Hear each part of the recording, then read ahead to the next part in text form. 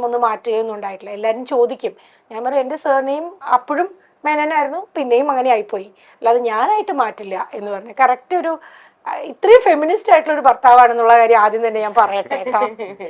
ഞാൻ ചോദിച്ചു, ഞാൻ ചുമ്മാ എഴുതുമ്പോ കൂടി എന്റെ അടുത്ത് പറയുന്നത് അവിടെ അച്ഛന്റെ പേരിട്ടാ മതി. അതൊരു അല്ല, അത് ആ ചോദിച്ചു എന്നുള്ളത് ദിവ്യയുടെ മനസ്സിലെ നന്മയും സന്തോഷവും. അങ്ങനെ ഒരു ഉത്തരം ക്രിസ് പറഞ്ഞു എന്നുള്ളത് ക്രിസിന്റെ മനസ്സിന്റെ വലിപ്പം. ഫെമിനിസം ഒരു മെയിൽ ഷോവനിസം അങ്ങനെയുള്ള ഇതിലെ കാറ്റഗറിയിൽ മാറ്റുന്നതിന് പകരം ഇൻഡിവിജ്വാലിറ്റി എന്നുള്ള ഒരു കാര്യം. അതായത് ഇത്രയും കാലം ഇൻഡസ്ട്രി അറിഞ്ഞിരുന്ന ദിവ്യ ശ്രീധർ സഡൻ ആയിട്ട് ഒരു ദിവസം ദിവ്യ ക്രിസ് ആവേണ്ട ആവശ്യമില്ല. ദിവ്യ ശ്രീധറായിട്ട് തന്നെ നിങ്ങൾ പ്രേക്ഷകർ അറിയേണ്ട കുറെ കാര്യങ്ങളുണ്ട്. നമ്മൾ വെറുതെ ഒരു രസത്തിനോ അല്ലെങ്കിൽ മറ്റുള്ളവരുടെ ജീവിതത്തിലേക്ക് എത്തി നോക്കുന്ന സ്വഭാവക്കാരായിട്ടുള്ളവര് ഉണ്ടാവാം, ഈ സോഷ്യൽ മീഡിയയിൽ ഉണ്ടാവും. അവര് ആ വാക്കുകൾ ഉപയോഗിക്കുമ്പോൾ, പല വാക്കുകളും ഉപയോഗിക്കുമ്പോൾ അതെങ്ങനെയാണ് അവരെ നോവിക്കുന്നത് അല്ലെങ്കിൽ എങ്ങനെയാണ് അവരത് എടുക്കുന്നത് എന്നുള്ളത് വളരെ വലിയൊരു കാര്യമാണ്. ശരിയല്ലേ ക്രിസ്? ഇതില് നമ്മൾ പൊതുവെ വീട്ടിലൊക്കെ സംസാരം ഉണ്ടാവുമ്പോൾ ആരെങ്കിലൊക്കെ പറയും, അവൻ പണക്കാരനായത് എങ്ങനെയാണെന്നറിയാം, അവൻ റോഡിൽ നിൽക്കുമ്പോൾ വഴിയിൽ നിന്ന് ഒരു പെട്ടി കിട്ടി, ആ പെട്ടിക്കകത്ത് മുഴുവനും ഗോൾഡ് ബിസ്ക്കറ്റ് ആയിരുന്നു, അവൻ ഓവർനൈറ്റ് അവൻ പണക്കാരൻ. അപ്പൊ ഞാൻ ചോദിക്കാറുള്ളത്, നിങ്ങൾ റോഡിൽ പോയി നിൽക്കൂ, എവിടെയാണോ ഈ പെട്ടി വീഴുന്നത് അവിടെ പോയി നിൽക്കൂ, എന്നിട്ടായി കാണിക്കൂ. കാരണം there is A story of struggle between that. ഈ പെട്ടി കിട്ടി എന്ന് പറയുന്ന ആൾ എത്ര കഷ്ടപ്പെട്ടു എന്ന് നമുക്കറിയില്ല. അപ്പൊ പച്ചയ്ക്ക് പറയും അവൻ കള്ളക്കടത്തി, എന്നാ ധൈര്യം ഉണ്ടെങ്കിൽ അതൊന്ന് ചെയ്ത് കാണിക്കും. അപ്പൊ അതേപോലെ ഞാൻ കല്യാണം കഴിച്ചു എന്നുള്ളത് എന്റെ വ്യക്തി ജീവിതം ആൾക്കാർക്ക് കുറ്റം പറയാണെന്നുണ്ടെങ്കിൽ ഞാൻ വരുന്നതിന് മുന്നേ എത്രയോ അവസരങ്ങൾ ഉണ്ടായിരുന്നു. എന്തുകൊണ്ട് ദിവ്യയോട് ആരും ചോദിച്ചില്ല കല്യാണം കഴിച്ച ഒരു ജീവിതം തരാമെന്ന്? എന്തുകൊണ്ട് പറഞ്ഞില്ല? ആ പറയാൻ ധൈര്യമില്ലാത്തവരെ കമന്റ് ചെയ്തിട്ട് എനിക്ക് I don't really think that I should even look at dum. കാരണം അവർക്ക് മലയാളികൾ പൊതുവെ ആർക്കെങ്കിലും എന്തെങ്കിലും ഒരു വിഷമം വന്നു കഴിഞ്ഞാൽ അയ്യോ അയ്യോ അയ്യോ എന്നൊക്കെ പറയും. പക്ഷെ അവർക്കൊരു നല്ലത് വന്നു കഴിഞ്ഞാൽ ഒരു സ്കെപ്റ്റിക്കൽ ആയിട്ടാണ് പിന്നെ അതിനെ കാണുന്നത്. ഡയലോഗ് മാറുന്നില്ല. ഇതിപ്പോ ഞാൻ എപ്പോഴും പറയാറുണ്ട്, കല്യാണത്തിന് മുന്നേ കാമുകയും കാമുകനും പപ്പി എന്ന് വിളിക്കുന്നത് കല്യാണം കഴിഞ്ഞാൽ ആ പട്ടി എന്ന് വിളിക്കുന്നത് ഒന്ന് തന്നെയാണ്. കാരണം മൃഗം മാറുന്നില്ല. അതേപോലെ വിഷമം വന്നു കഴിഞ്ഞാൽ അയ്യോ അയ്യോ എന്ന് പറയുന്നത് നന്നായി കഴിഞ്ഞാൽ അയ്യോ അയ്യോ എന്ന് പറഞ്ഞ അതേ വേർഡ് തന്നെ ആർക്കും സഹിക്കാൻ പറ്റില്ല. അതെ, ക്രിസ്റ്റിനെ കുറിച്ച് പറയുമ്പോൾ ഒരുപക്ഷെ പല ഇന്റർവ്യൂവിൽ ഇതൊന്നും പറഞ്ഞിട്ടുണ്ടാവില്ല. എനിക്ക് ക്രിസ്റ്റിനെ പേഴ്സണലായിട്ട് കഴിഞ്ഞ ഒരു 20-ലേറെ വർഷക്കാലമായിട്ട് മോർ ദാൻ 25 years എന്ന് വേണമെങ്കിൽ അറിയാം. ക്രിസ് എന്താ പറയാ, അന്ന് ലോ കഴിഞ്ഞിട്ടാണ് റേഡിയോക്ക് പോകുന്നതിന് മുന്നെയാണ് ദുബായിലേക്ക് റേഡിയോയിലേക്ക് പോകുന്നതിന് മുമ്പുള്ള ക്രിസ്. എഞ്ചിനീയറിംഗും ഒരു PGDPM മാത്രം കഴിഞ്ഞ സമയത്തുള്ള ക്രിസിനെയാണ് എൻ്റെ ഓർമ്മ. ആ ഓർമ്മയിലുള്ള ക്രിസിന് അതിമനോഹരമായിട്ട് ലാംഗ്വേജ് ഉപയോഗിക്കുന്ന, ഇംഗ്ലീഷും മലയാളവും ഹിന്ദിയും തമിഴും ഒക്കെ നന്നായി ഉപയോഗിക്കുന്ന നല്ല അവതാരകൻ. അതുപോലെ തന്നെ വോയിസ് കോച്ച് അല്ലെ, വോയിസ് കോച്ചിങ് ചെയ്തിരുന്നു. അതിനുശേഷം ഹിപ്നോതെറാപ്പി പഠിച്ചില്ലേ അല്ലേ? എൻ്റെ ഓർമ്മ ശരിയാണെങ്കിൽ ഹിപ്നോതെറാപ്പിസ്റ്റ് ആയി. പിന്നീട് ലോ പഠിച്ച് ലിറ്റിഗേഷൻ, അതായത് നിയമജ്ഞനായി, വക്കീലായി. നിയമജ്ഞനും വക്കീലും രണ്ടാണ്. വക്കീൽ പ്രൊഫഷനും ചെയ്തു. ഇങ്ങനെ പല മേഖലകളില് ക്രിസ് എൻഗേജ്ഡ് ആയിരുന്നു. ദിവ്യക്ക് അറിയാമായിരിക്കും ഇതൊക്കെ, പക്ഷെ പ്രേക്ഷകർക്ക് പലർക്കും ഇത് അറിയില്ലായിരിക്കാം. ക്രിസിനെ പെട്ടെന്ന് ഇപ്പൊ എല്ലാവരും കാണുമ്പോൾ ഇന്ന സീരിയലിൽ അഭിനയിക്കുന്നയാൾ, ഇന്ന കാര്യത്തിൽ മോഡൽ ചെയ്ത ആള് എന്ന് മാത്രമായിരിക്കും പറയാം. പക്ഷെ ക്രിസ് എന്ന് പറയുന്ന വ്യക്തിയുടെ കൂടെ എഴുതി ചേർക്കാനായിട്ടുള്ള ഡിഗ്രികളുടെയും അതുപോലെ തന്നെ ടാലന്റുകളുടെയും സ്കില്ലുകളുടെയും ഒരു നീണ്ട നിരയുണ്ടെന്നുള്ളത് പലർക്കും അറിയില്ല. ഒരു ഡിഫറൻസും കൂടെ ആഡ് ചെയ്യാം. ഡിഫറൻസോ? കാരണം ആർക്ക് വേണമെങ്കിലും ഒരു ഡിഗ്രിയോ സർട്ടിഫിക്കേഷനോ ഡിപ്ലോമയോ എല്ലാം എഴുതിയെടുക്കാം. അതൊന്നും വലിയ കാര്യമല്ല. അതും എസ്പെഷ്യലി ഈ കാലത്ത് AI ചോദ്യങ്ങൾ ചോദിച്ചു കഴിഞ്ഞാൽ വരാൻ പോകുന്ന ക്വസ്റ്റ്യൻ പേപ്പറിലെ ക്വസ്റ്റ്യൻസും ആൻസേഴ്സും കിട്ടാവുന്ന ഒരു കാലമാണ്. അതുകൊണ്ട് പഠിക്കുന്നതോ അത് പ്രയോഗിക്കുന്നതോ അതെല്ലാം ഒരു വ്യക്തിയുടെ ആഗ്രഹം. എനിക്ക് ഇപ്പോഴും പറയാനുള്ളതെന്ന് പറഞ്ഞാൽ, ഇപ്പൊ 1 വർഷം കഴിഞ്ഞു, ഇപ്പോൾ പറയാനുള്ളതെന്ന് പറഞ്ഞാൽ എന്റെ മക്കള് മുത്തും ദേവയും അവര് ഞാൻ നല്ല അച്ഛനാണെന്ന് എപ്പോ പറയുന്നു അതാണ് എന്റെ ഏറ്റവും വലിയ ഡിഗ്രി. കുഞ്ഞുമോക്ക് ഞാൻ എപ്പോഴാണോ നല്ലൊരു ഹസ്ബൻഡ് ആവുന്നത്, കുഞ്ഞുമോൾ ഇടയ്ക്കിടയ്ക്ക് പറയും എനിക്ക് സംസാരിക്കാൻ എനിക്ക് പേടി തോന്നുന്നു. ആ പേടി എന്ന് മാറുന്നു അന്ന് ഞാൻ നല്ലവനായി. അപ്പൊ അത് ശരിക്കും പറഞ്ഞു കഴിഞ്ഞാൽ ഒരു ഡിഗ്രിക്ക് പഠിച്ചാലും നമുക്ക് കിട്ടില്ല. ഏത് യൂണിവേഴ്സിറ്റിയിലാണ് അങ്ങനെ ഒരു കോഴ്സ് ഉള്ളതെന്ന് വെച്ച് കഴിഞ്ഞാൽ ഞാൻ അവിടെ ജോയിൻ ചെയ്യാൻ റെഡിയാണ്. ക്രിസ് പറഞ്ഞതെല്ലാം ശരിയാണ്. പക്ഷെ ക്രിസിന്റെ പൊൻതൂവലുകളാണ് ഇതൊക്കെ. പക്ഷെ അതിലപ്പുറത്തേക്ക് ഒരു മനുഷ്യനായി നിന്നുകൊണ്ട് നല്ല ഭർത്താവുക, നല്ല അച്ഛനാവുക, ആത്യന്തികമായിട്ട് നല്ല മനുഷ്യനാവുക എന്നുള്ളതാണല്ലോ ഏറ്റവും വലുതെന്നാണ് ക്രിസ് പറഞ്ഞത്. കഴിഞ്ഞ ഇന്റർവ്യൂവിൽ ഞാൻ കുഞ്ഞുമോളുടെ അടുത്ത് ഒരു കാര്യം പറയണ്ടായി. നമ്മൾ നല്ല കാര്യങ്ങൾ 20 ദിവസം ഓർമ്മ നിൽക്കും, വിഷമങ്ങൾ 20 വർഷം ഓർമ്മ നിൽക്കും. അപ്പൊ എല്ലാ 20 ദിവസവും എന്തെങ്കിലും നല്ലത് ഞാൻ ചെയ്തുകൊണ്ടിരുന്നാലേ 20 വർഷം കഴിയുമ്പോൾ ഇന്നത്തെ വിഷമങ്ങൾ മാറി എന്റെ ലൈഫിൽ നല്ലതുണ്ടായിന്നേ തോന്നുള്ളൂ. അപ്പൊ ഈ 20 ദിവസത്തിൽ ഒരു പുതിയൊരു സർപ്രൈസ് ഉണ്ടാക്കാൻ ശ്രമിക്കുക എന്നുള്ളത് ഇറ്റ് ഇസ് ടെനുവസ്. പക്ഷെ അത്രയും ആഗ്രഹങ്ങൾ കുഞ്ഞുമോൾക്ക് ഉണ്ടെന്ന് അറിയുമ്പോൾ ഒരു സമാധാനമുണ്ട്. ഈ ദിവ്യ എന്ന് പറയുന്ന ക്രിസിന്റെ കുഞ്ഞുമോളോട് ഒരു ചോദ്യം ചോദിക്കട്ടെ. ദിവ്യ ഒരു എന്താ പറയാ, ഞാൻ അറിഞ്ഞിടത്തോളം ദിവ്യ വളരെ ഇന്നസെന്റ് ആയിട്ടുള്ള എന്താ പറയാ, ജീവിക്കാൻ വേണ്ടിയിട്ട് തിരുവനന്തപുരത്തെത്തി, കണ്ണൂരുകാരിയാണ്, തിരുവനന്തപുരത്തെത്തി 2 കുഞ്ഞുങ്ങളെയും വളർത്തി ഉത്തരവാദിത്തമുള്ള ഒരു അമ്മയായിട്ട് വളരെയധികം സ്ട്രഗിൾ ചെയ്തിട്ട് ജീവിച്ച ഒരാളാണ്. പക്ഷെ വളരെ ഇന്നസെന്റാണ്. അപ്പൊ ഞാൻ ചിലപ്പോൾ ആലോചിക്കാറുണ്ട്, സെറ്റിലൊക്കെ ഇരിക്കുന്ന സമയത്ത്, ഞാനൊരു കാര്യം പറയട്ടോ, സെറ്റിലൊക്കെ ഇരിക്കുന്ന സമയത്ത് ദിവ്യ സംസാരിക്കുമ്പോൾ തന്നെ ദിവ്യ എല്ലാവരോടും ആ ഒരു റെസ്പെക്റ്റിലാണ്. എവിടെയോ ദിവ്യക്ക് ഉള്ളിലൊരു തോന്നലുണ്ടായി, അയ്യോ എനിക്ക് ഇവരുടെ അത്രയും ഉള്ള ഒരു ഇന്റലിജൻസ് ഇല്ലേ, അല്ലെങ്കിൽ ഇവരെ പോലെ ഇല്ലേ ദിവ്യ, സത്യമല്ലേ ഞാൻ പറയണേ, അങ്ങനെ ഒരു തോന്നല് കുട്ടിക്ക് ഉണ്ടായിരുന്നു. അപ്പോൾ അത് എല്ലാം കഴിഞ്ഞ് ഞാൻ 50 എപ്പിസോഡ് കഴിഞ്ഞ സീരിയലിൽ ഞാൻ നിർത്തിയിട്ട് ഇങ്ങോട്ട് പോന്നു. പിന്നെ ദിവ്യ കല്യാണം കഴിക്കുന്നത് കാണുന്ന നമ്മളെല്ലാവരും ഒരുപാട് റെസ്പെക്ട് ചെയ്യുകയും ഇഷ്ടപ്പെടുകയും അത്ഭുതത്തോടെ നോക്കി കാണുന്ന ചെയ്യുന്ന ഒരു പേഴ്സണാലിറ്റിയാണ്. അപ്പൊ ഈ ഒരു വ്യക്തിയെ പരിചയപ്പെട്ട കഥ എനിക്ക് ചോദിക്കാനുണ്ട്. അതിനു മുമ്പ് ഈ വിവാഹത്തിലേക്ക് എത്തുമ്പോൾ തീരുമാനം എടുത്തല്ലോ, ഇത്രയും ഇന്റലിജന്റും ഔട്ട് ഗോയിങ്ങും കാര്യങ്ങളൊക്കെ അറിയുന്ന ഒരാളെ കല്യാണം കഴിക്കുമ്പോൾ അയ്യോ ഞാൻ ഇയാൾക്ക് എങ്ങനെയായിരിക്കും ചേരുക എന്നൊരു കൺഫ്യൂഷൻ ഉണ്ടായിരുന്നു ദിവ്യക്ക്. അതൊന്ന് പറയോ? അതല്ല, ഞാന് അതിന് മുന്നേ ഞാൻ പല സെറ്റിലും ഞാൻ ഫ്രണ്ട്സുകളോടൊക്കെ പറഞ്ഞ് എല്ലാ ഇന്റർവ്യൂവിലും ഞാൻ പറഞ്ഞിട്ടുണ്ട്, എനിക്ക് കുറച്ച് മെച്ചുവേർഡായിട്ട് അല്ലെങ്കിൽ എന്താണ് കുറച്ച് നമ്മളെ ഏച്ചിക്ക് ഇപ്പൊ എന്നെ അറിയാം, സെറ്റിൽ ഉണ്ടാവുന്ന ഞാൻ എങ്ങനെ ആയിരുന്നു അറിയാം. ഒരു എന്താണ് ഒന്ന് രാത്രി ആവുമ്പോൾ എങ്ങനെ വീട്ടിലെത്തിപ്പെടാം എന്നറിയുന്ന എനിക്ക് ഓർമ്മയുണ്ട് ദിവ്യ, എനിക്ക് പ്രേക്ഷകരോട് പറയാനുള്ള മനസ്സിനക്കരെ എന്ന് പറയുന്ന സീരിയൽ ചെയ്യുന്ന സമയത്ത് ഇങ്ങനെ ആരും പറഞ്ഞിട്ടുണ്ടാവില്ല ഇന്റർവ്യൂ ചെയ്തവര്. ദിവ്യ വൈകുന്നേരം ഒരു 4:30 കഴിഞ്ഞാല് ദിവ്യ ആകെ സ്ട്രെസ്ഡ് ഔട്ട് ആവും. എന്താ വെച്ചാല് ദിവ്യയുടെ മകൻ സ്കൂളിൽ നിന്ന് വരും. അന്ന് അവന് എത്ര വയസ്സുണ്ട്? 5 വയസ്സ് അല്ലെ, 4-5 വയസ്സ്, അത്രേ ഉള്ളൂ, 4-5 വയസ്സ്. അപ്പോ ആ മോൻ സ്കൂളിൽ നിന്ന് വന്നു കഴിഞ്ഞാൽ അവൻ വിശന്ന് വീട് തുറന്നു കയറണം. 4 വയസ്സുള്ള കുട്ടിയാന്ന് ഓർക്കണേ. ഒരു വീടിന്റെ അപ്സ്റ്റെയറിലാണ് താമസിക്കുന്നതെന്ന്, ശരിയല്ലേ? പഠിക്കാൻ പോവാ. അപ്പൊ വീട്ടിൽ വന്ന് കേറിയിട്ട് അവൻ എന്തെങ്കിലും ഭക്ഷണം എടുത്ത് രാവിലെ ദിവ്യ പോരുമ്പോ എടുത്തു വെച്ച ഭക്ഷണം അവൻ കഴിച്ച് അവനെ കാത്തിരിക്കുകയാണ് അവിടെ. അമ്മ ഇപ്പൊ വരും. അപ്പൊ ഒരു 2 മണിക്കൂർ കൂടുമ്പോ അവന്റെ ഫോൺ വരും, അല്ലെ? ഓർമ്മയുണ്ട്? അമ്മ ഇറങ്ങിയോ, അമ്മ വന്നോ? ഇത് പറഞ്ഞു കഴിഞ്ഞാൽ അടുത്ത ഷോട്ടിൽ ദിവ്യ നിൽക്കുമ്പോ ചിലപ്പോ ആ ഷോട്ട് എന്ന് പറയുന്നത് വേറൊരു തരം എന്തെങ്കിലും ചിലപ്പോൾ റഫായിട്ടുള്ളതോ അല്ലെങ്കിൽ നമ്മുടെ മൂഡ് അങ്ങനെയുള്ള മൂഡിൽ നിൽക്കുന്നതായിരിക്കും. ഞാൻ കണ്ടിട്ടുണ്ട് ദിവ്യയുടെ കണ്ണ് നിറയുന്നതും തിരിഞ്ഞു നിന്ന് കണ്ണ് നിറയുന്നതും ഇത് സ്വിച്ച് ചെയ്യുന്നതും. അപ്പോൾ അങ്ങനെ ഒരു ദിവ്യയെ ഞാൻ കണ്ടിട്ടുണ്ട്.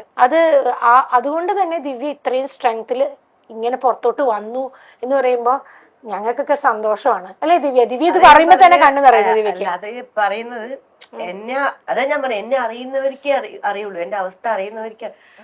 പറഞ്ഞുണ്ടാക്കാൻ പലർക്കും പലതും പറ്റും, അല്ലേ? അപ്പൊ ഞാൻ എപ്പോഴും പറഞ്ഞത് അഖിലേഷ് സാറിനെ കുറിച്ചാണ്. അഖിലേഷ് സാറ് നമ്മളെ മനസ്സിലാക്കിയ സെറ്റില് ഉണ്ടാവുമ്പോ അറിയാം എന്റെ അവസ്ഥ. എനിക്ക് ഈ വെപ്രാളം ചില സമയത്ത് ഞാൻ സെറ്റിൽ പലപ്പോഴും വീണിട്ടുണ്ട്, അഭിനയിച്ചുകൊണ്ടിരിക്കുമ്പോ ഞാൻ വീണിട്ടുണ്ട്. അതെ. അപ്പൊ അഖിലേഷ് സാറ് ഞാൻ പാനിക് അറ്റാക്ക് വന്നിട്ടുണ്ട്, ക്ഷീണം, ടെൻഷൻ കൊണ്ട് പാനിക് അറ്റാക്ക് വന്നിട്ടുണ്ട് ദിവ്യക്ക്. അപ്പൊ പിന്നെ സാറ് പറയും, നീ മക്കളെ വിളിച്ചോണ്ട് വാ, കുഴപ്പമില്ല, ഫുഡല്ലേ ഇവിടെ കൊണ്ടുപോവാ, ആരും പറയാനില്ല ഉച്ചക്കത്തെ ഫുഡോ രാത്രിക്കോ. ഞാൻ ഈ രാത്രിക്കത്തെ ഫുഡ് കൊണ്ടുപോകാൻ വെയിറ്റ് ചെയ്തിരിക്കുന്ന മക്കളാണ്. എനിക്കറിയാം, കൊണ്ട് കൊടുത്തിട്ട് വേണം അവർക്ക് കഴിക്കാൻ. ആ ഒരു അവസ്ഥയാണ് എനിക്ക് ഓർമ്മയുണ്ട് ക്രിസ്. ദിവ്യ നമുക്ക് സെറ്റിൽ നിന്ന് എല്ലാവരും ഹോട്ടൽ റൂംസിലേക്ക് പോവാനായിട്ട് ഇറങ്ങുന്ന സമയത്ത്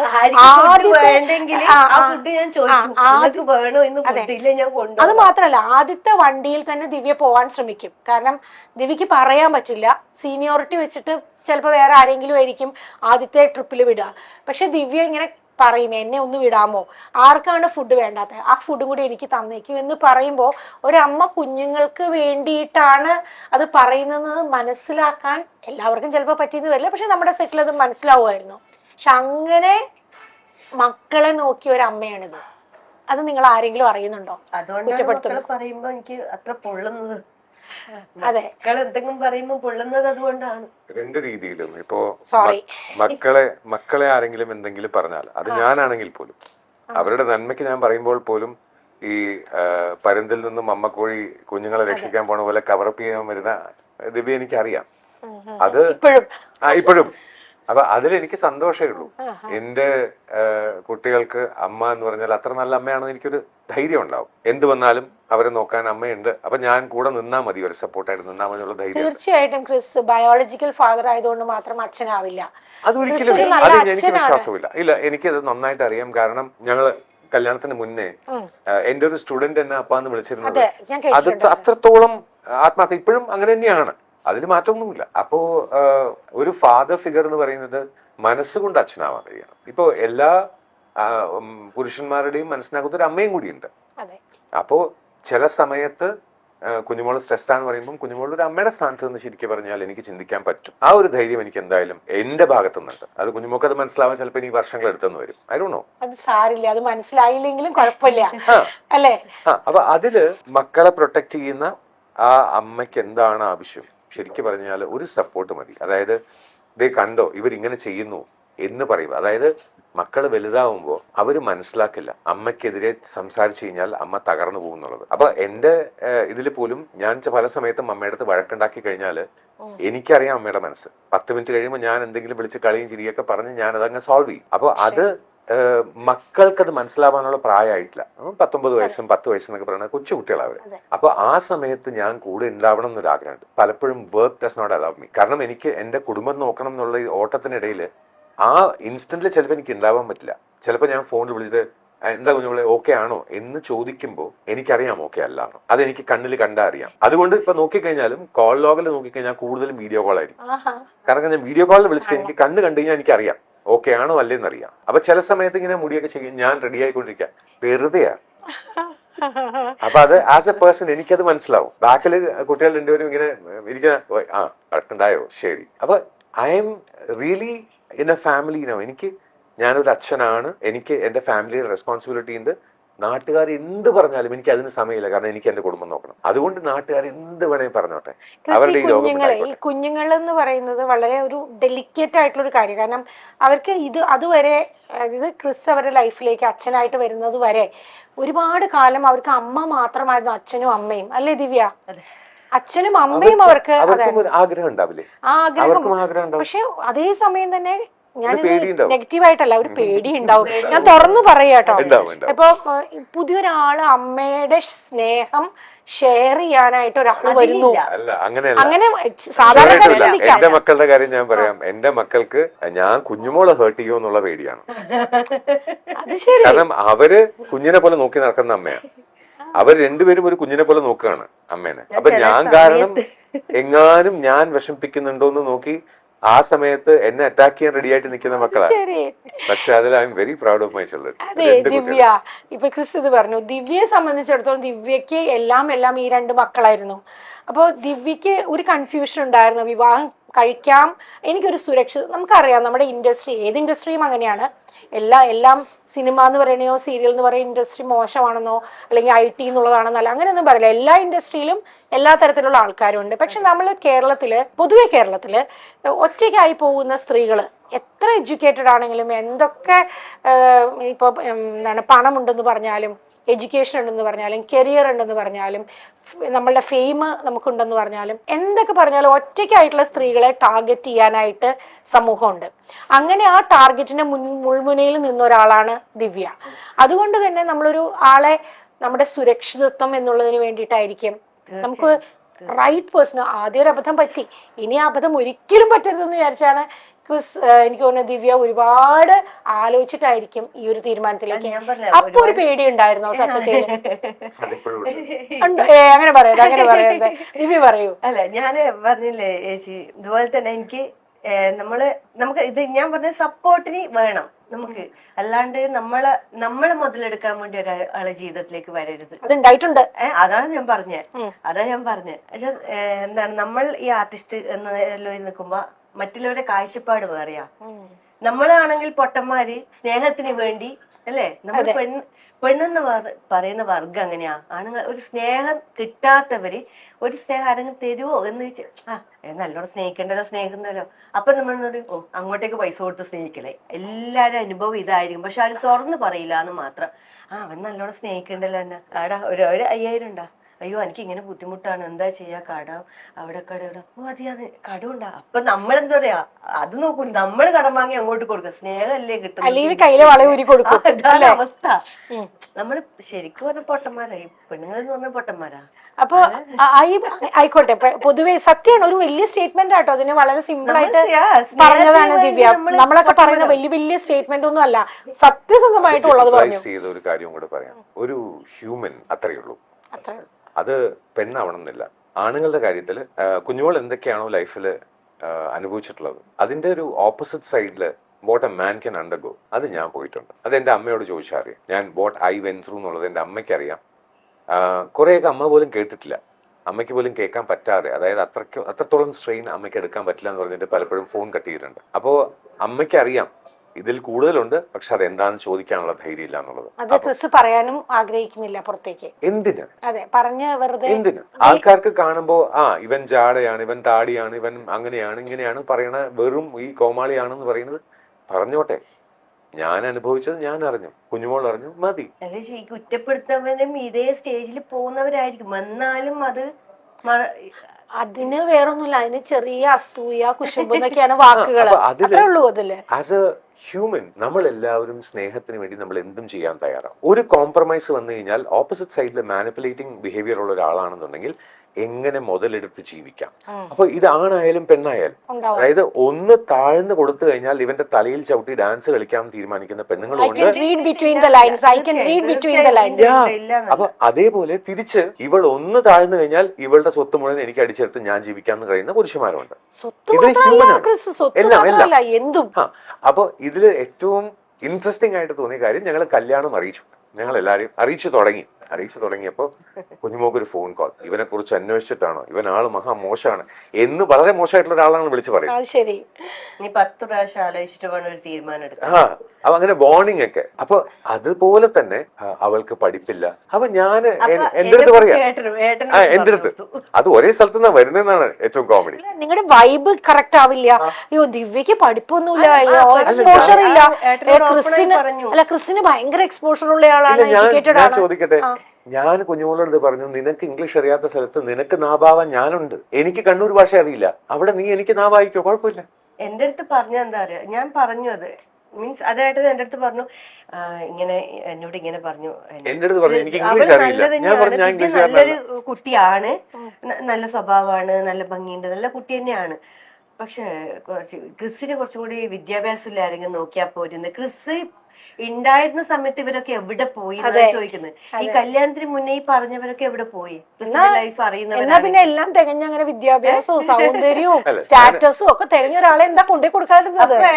ഞാൻ ഇങ്ങനെ പറഞ്ഞു കേട്ടാ, അത് എനിക്കത് ഫീലായപ്പോ ഞാൻ പറഞ്ഞ കേട്ടാ, ശരിയാന്ന്, എനിക്ക് പഠിപ്പില്ല. കാരണം 18 വയസ്സിൽ ഞാൻ പിന്നെ അവിടെ പഠിപ്പും മുടങ്ങിയ പിന്നെ എന്തോ ചെയ്യാം. നമ്മുടെ നാട്ടിൽ ഇംഗ്ലീഷ് മീഡിയം, അന്ന് ഇംഗ്ലീഷ് മീഡിയം നമ്മൾ പഠിച്ചില്ല, മലയാളം ഒരു അറിയാലോ.